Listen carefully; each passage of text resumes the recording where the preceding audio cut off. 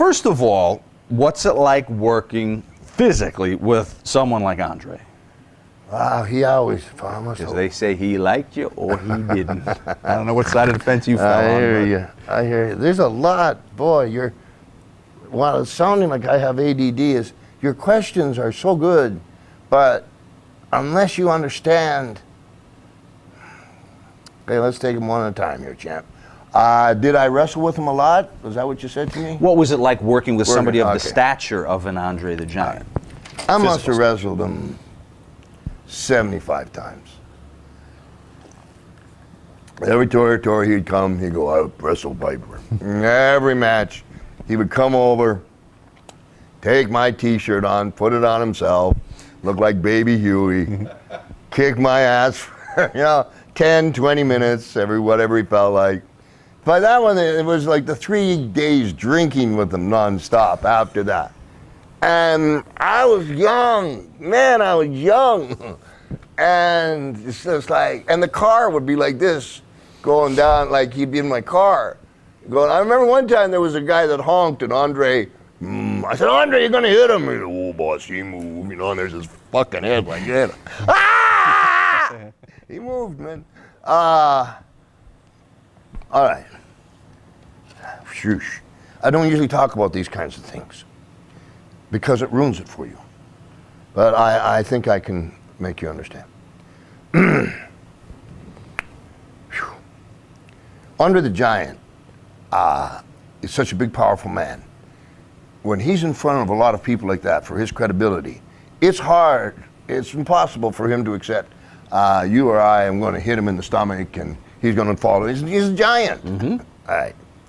And I've seen many guys, great guys, work with my Iron Sheik, which he didn't like, but but the guys go to hit him and he doesn't, and the Giant would hit him and they'd rightfully so fly and etc.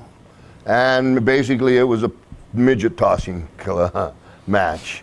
Well, I was also raised by Mad Dog Vachon for 2 years, and that's part of the Andre clique. And he would sell for me where he wouldn't for anybody else. It's hard for you to even say the word sell, isn't it? Yeah, it kills me. It's just, interesting. Okay. Yeah, it's.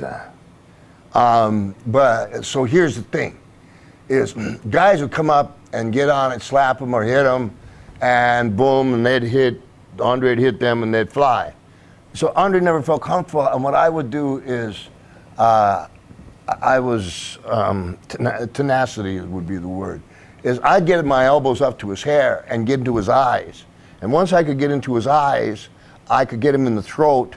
And when he hit me, sometimes I would go down, but I would still keep the hair in my hand. And I was fast. So I'd be fast up. So eventually, he could find a corner where he could lay his bum down there and his eyes, and he can't see, and he's feeling tap, tap, tap, tap, tap in the hair.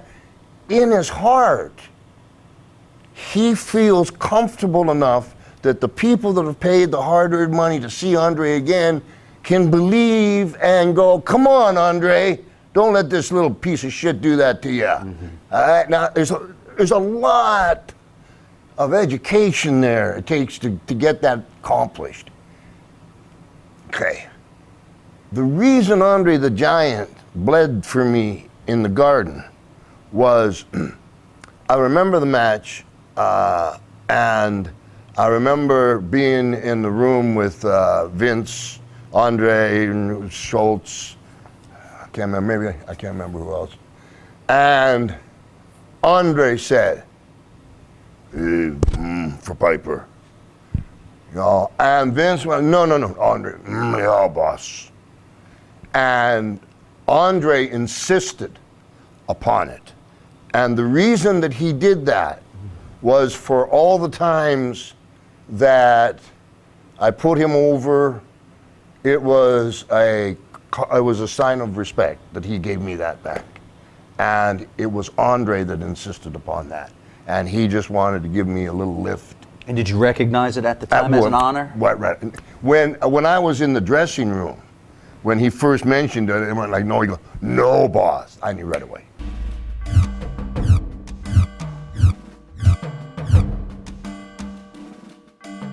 Pat becomes a very influential figure here for this run. Later on, he's out, and you know, Louis, his partner, everyone knows. At this time, '84, Yeah. is it a climate that he's comfortable enough being who he is? No. Pat, no.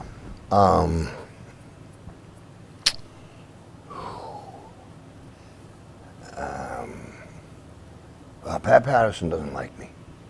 Pat doesn't like you? No, not at all. Okay. Like when again, in the Olympic Auditorium, I was, I don't know, 21.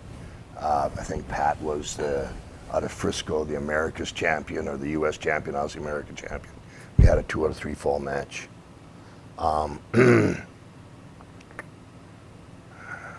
So, like, what's the question, sir? I just want to know, well, if Pat was comfortable enough being who he was Gotcha, in his lifestyle gotcha. then. But I'm curious to hear the genesis of this heat that you had with Pat.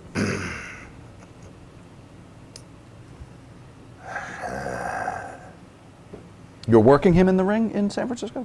We went 2 out of 3 falls in the Olympic Auditorium. Oh, L.A., okay. Yeah. I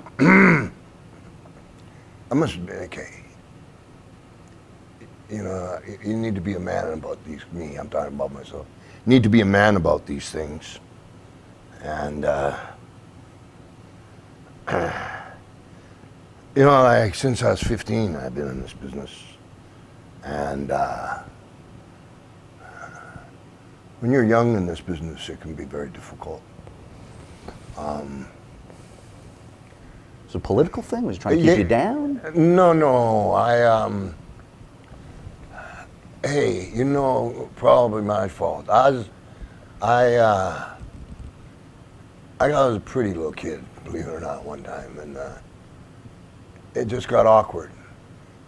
That's all. He made you awkward, and you held a grudge. Or I did, whatever, you know, my bad. Were you forced to? No, my fuck that. No. It's just, it's a hard business. Yeah. And so there was a uncomfortability. Now, you know what though? Again, credit where credit's due. He's really got a good mind for the business. Okay. He's got a great mind for the business.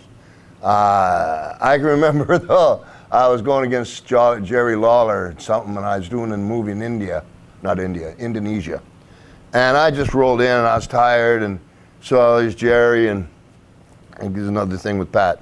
And Pat's the referee, and the agent, and he's going, what could we do? Like, I'm really tired. What can we do? Like, he's got 69 things in his head. He's just bullshitting and nothing's coming out because he wants it to fuck up. It's a really old school trick. It's like, oh, I can't think. Well, then nobody can think, right? It's just like this. Like I go to do an interview. Captain, Freddie Blassie, Lou Albino, what they do to mess with you, they knew like 30 seconds, say, hey, how you doing, kid? Hey, and for 15 seconds you're on. Hey, you know what? And they go, yeah, and you're on. Hey. And then they let you, and then you go right away. Yeah, boom. Same kind of. There's all kinds of these. I'm giving you a plethora of all kinds of these ways that they mess with you, and like, cause I saw every one of them, every way. Okay, let me give you a better example to apply to this, because I'm not accusing Pat Patterson of anything. Well, you said you were willing, but just admit the business was hard. Business was hard. Yeah. Okay. A little bit before this time, I was, baby Jesus, I can't believe I'm gonna tell you this. I'm in the dressing room in Kansas City, and I come up in the dressing room, and it just be me. Like I'm just living with a pit bull in a Vega with a tent and a little cooler thing going on. And so like I'm early, I got nothing to do. I come in and in the can, the door's open. There's Ken Ramsey jacking off, and I guess it's supposed to be a joke, but like I'm the only guy here, whatever, And then like Lord Alfred Hayes, fuck. You'll never be able to air this anyway. Alfred Hayes, it's true stories, man. Alfred Hayes He had a big schwanz on I'd say him, he's hung Alfred. like a fucking elk, Yeah, wasn't he? oh yeah, and he would go and he'd get it running like this, and he'd run around, literally going, Roddy, Roddy.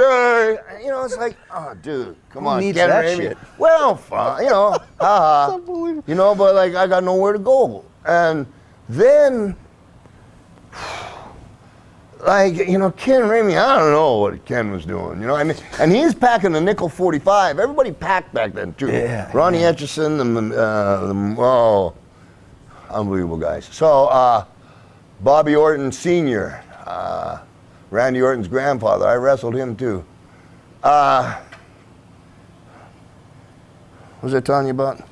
Well, we covered a few things. Covered Just the Lord last- Hayes' cock. Okay, We yeah, covered- thank you. Thank you very much. Just want to see if you listen. Oh. Okay, so now, Bob Geigel, who was the president of the NWA, Mr. fucking Geigel, wants to talk to Rod. Like the guy at the door doesn't even want to talk. He doesn't even believe I'm a wrestler. You know, honest, I don't do push-ups, fucking A. So, I am thrilled. And there's Mr. Geigel, and like behind is all the lockers. They're little stalls, you know, I had one, whatever. And there was a massage table, like right here. I'll just do it from here for convenience. But I'm listening to Mr. Geigel saying anything, you know, Mary Poppins, yes, sir, I am Mary, you know. And I'm listening, I got my hand here, and I'm listening, and while I'm listening, I don't know, something's wrong. I'm listening to Mr. Geigel, but it's Mr. Geigel, so I got to figure out the wrong thing later. Right now, but he's not saying anything. One tackle, what was it, sir? Yeah, Roddy, yeah, Piper. No, R-O-D. What is that in my fucking hand? And I turn, and it's Lord ALFRED Hayes' dick.